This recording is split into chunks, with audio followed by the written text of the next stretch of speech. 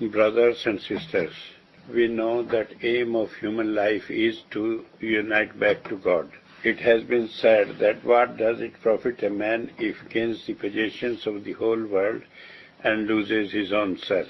We can gain the possessions of the whole world, but if we are not realizing God, then it's no use of doing all these efforts. When we get salvation, we are back with God, then we are free from sufferings.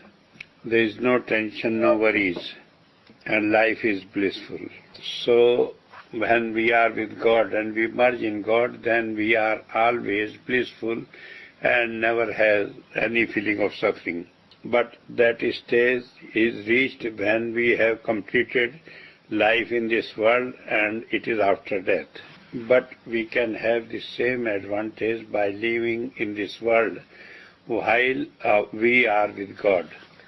After that it is God absolute with whom we have to merge. And in the world it is God manifested in form of God-man, that by being with Him we can be free from sufferings. The question is how we can reach that stage that we are free from sufferings and we are with God. In Gita it is said very clearly that you forget everything, the theories, the religion and anything, and you surrender to me, Arjun, then you will be saved. The gist of all religions, in one word, is that we are with one God. So when we are with God, then we are free from sufferings and we have happiness in this world. And we can imagine how wonderful such life will be. And the question is how we can have that stage that we are in this world and we are with God-man and we are free from sufferings. Sometimes we feel that stage, but it is momentary, and afterwards again we are in this world thinking and suffering, because suddenly we start thinking about the worldly things and we give priority to them, and then our attention is withdrawn from God and is with the worldly things.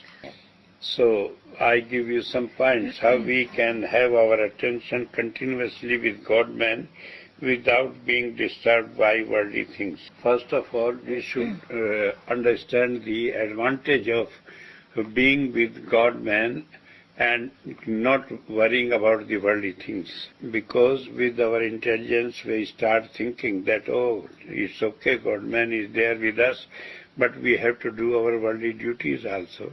This is our intelligence which is creating that difficulty. One such intelligent man went to Master and said, oh, you are teaching people to worry about God, to worship God, and you are never telling them their duties about this world. And Master thought that that man is very intelligent, so he handed him over a piece of paper and pencil and asked him to write 0 on this sheet of paper. And the man was writing many zeros on this sheet of paper.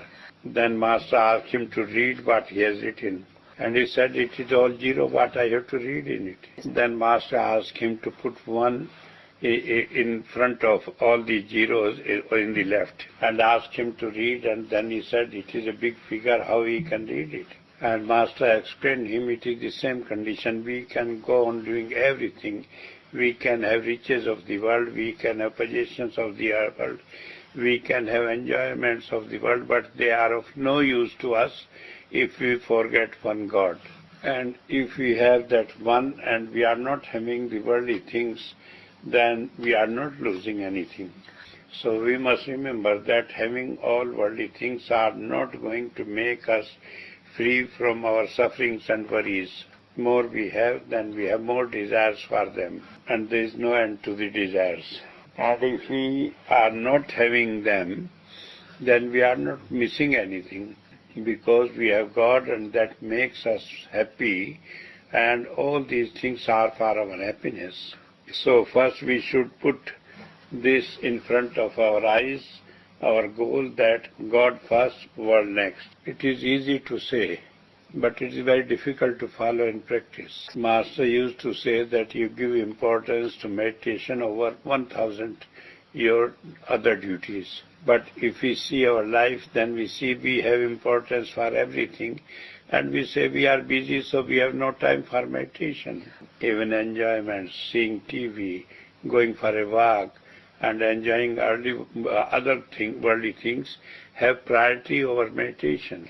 And he used to say that we should have priority for satsang over 100 other important duties. But if we see we have priorities for everything but not for satsang, even people think, oh, it is sunny day, it is nice to have sun, and we go for a walk, satsang we can hear it afterwards even by hearing tape. And even many people are neglecting satsang for many other reasons which are of no use. So if we say that God is first to us, so we should have priority for meditation and for satsang. Leave everything aside and do your duty to God first. And the second thing is, Gita says, always remember me and do your duty. You shall certainly attain me if your mind and intellect is with me and ever focused on me. So God-man is telling us a way that you can do your duties, worldly duties, but you have your attention with Master. Master used to say, have your hand with work and your attention with Master. But then someone will think if you are not having attention with work, then work may become bad. But it is not so, because when we have our attention with Master, then we are getting divine revelations or inspiration which is making us perfect in work and in wisdom. So when we are starting to do something, you remember Him, and then you are cared and you are inspired by Him. And the third thing which is disturbing our attention to Master is the results of our actions. And the fear of the result is always creating difficulty with us. We forget that everything is preordained. In Bible it is said that every single hair of our head is counted, and every action we are doing has its preordained result. So when we know that result is preordained, then why we worry for that? And God has preordained it. If we want some change in it, then we can refer it to God that He can look into the matter. Then it's no use to worry and to try ourselves, but leave it to God. When we leave it to God-man, when we surrender ourselves to God-man, then we are saved, because He is omniscient, omnipresent and omnipotent. So He knows everything, we have not to tell Him. Sometimes if we use our own intelligence and want to tell Him what we want, we can make mistake. My Master used to quote one example that one man came to him and asked for help for his daughter's marriage. And Master asked him to dictate all that he wants. And everything which he wanted was arranged and was sent to him. Then he was using all those things, but in the end he found that there was only one shoe instead of pair of shoes. Then he came running to Master and said, oh, you have done everything very nicely, but you have given only one shoe instead of two. And then Master gave him that list that you read out what you asked, and it was written there, one shoe. Then Master said, it is your mistake, not mine. Whatever you ask, I was giving you. So when we ask God or God-man for something, we can make mistake because we don't know even what we want. Our attention is divided, it is not concentrated. Moreover, we are not knowing what will be in future. Then the question is, why should we put our intelligence in between? We leave everything to Him and He will do what is good for us.